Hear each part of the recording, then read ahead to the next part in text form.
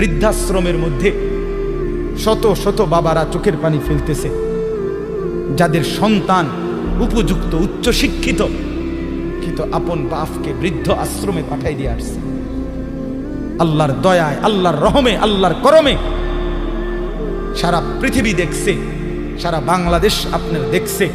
আপনারা আবার প্রয়োজনে খবর নেন, কোন বৃদ্ধাশ্রমে কোন আলেমে দ্বীনের বাবা নাই।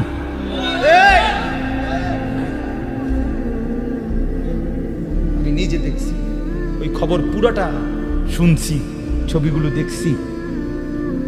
তারা বলতেছে অস্ট্রেলিয়া থাকে সন্তান, বাবা ডাক্তার, MBBS ডাক্তার, বাবা চোখের পানি ফেলে বলতেছে জীবনের সব দিয়া সন্তান মানুষ করছি, আজ সেই সন্তান আমাকে বৃদ্ধাশ্রমে দিয়ে গেছে। হ্যাঁ মিয়া,